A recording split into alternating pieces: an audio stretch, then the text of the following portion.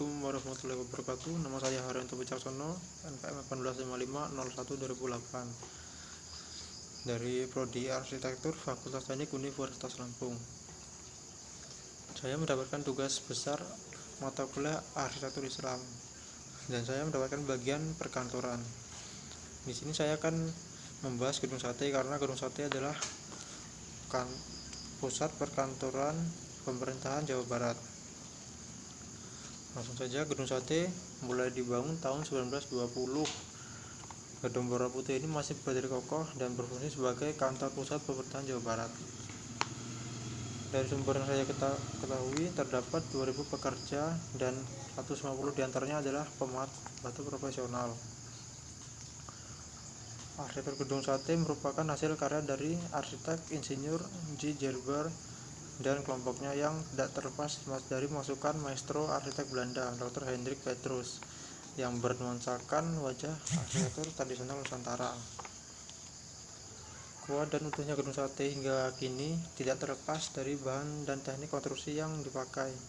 Dinding Gedung Sate terbuat dari kepingan batu besar yang diambil dari kawasan perbukitan batu di Bandung Timur, sekitar Arkamanik.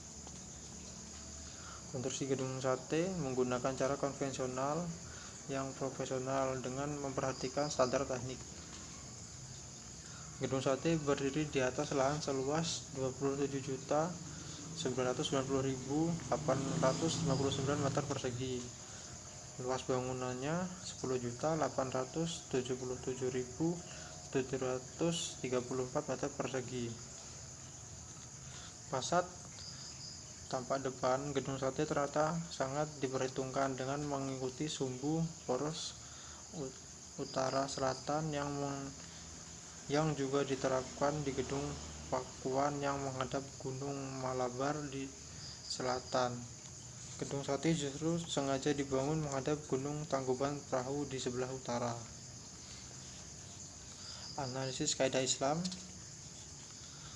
Bangunan ini mengarah ke utara meskipun tidak mengarah ke kiblat, namun sudah cukup baik karena tidak membelakangi arah kiblat. Desain yang ikonik tentunya membuat masyarakat Jawa Barat merasa kehilangan, sehingga jalan terbaik untuk merubah desain hanya pada bagian-bagian yang tidak terlalu mencolok seperti ornamen. Yang kedua, pada bagian pucuk kolom penyangga berbentuk seperti kubah, itu yang ini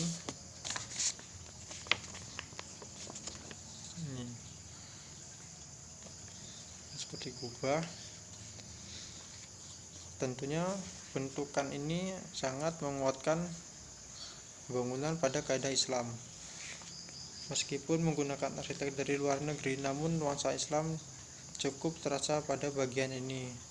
Bentukan kubah sudah cukup baik, hanya saja ukurannya tidak terlalu besar, sehingga membuat setiap orang yang melihatnya merasa kurang memahami bahwa bagian atas kolom berbentuk kubah. Pembesaran bentukan sangat dibutuhkan guna menguatkan nuansa Islam pada bangunan ini. Selanjutnya ketiga, pada bagian lorong berbentuk melengkung seperti yang terdapat pada bentukan lorong masjid, yaitu melengkung. Gambarnya seperti ini, terdapat lengkungan dan di setiap sisinya terdapat lengkungan seperti yang ada di masjid.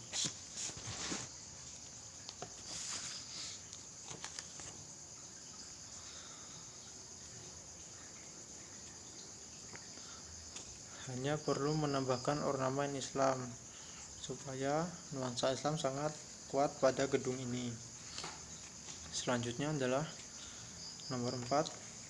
Untuk bagian dalam tidak terdapat musola, namun pada sisi kiri Gedung Sate ini terdapat masjid, yaitu Masjid At-Mutakin, sehingga pengguna gedung dapat beribadah di masjid tersebut.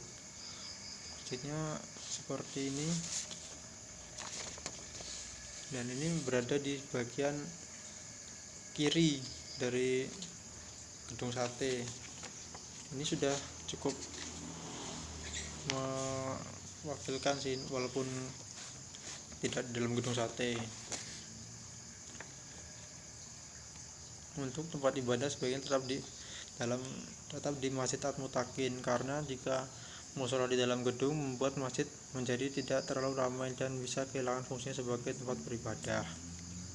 Jadi sebaiknya untuk beribadah tetap di masjid, karena beribadah di masjid itu pahalanya lebih banyak dari sholat sendiri.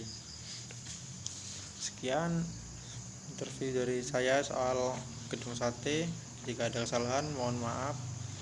Semoga kita semua selalu diberi perlindungan, kesehatan, dan kemudahan dalam meraih apa yang kita inginkan. Semoga Allah selalu melindungi kami. Assalamualaikum warahmatullahi wabarakatuh.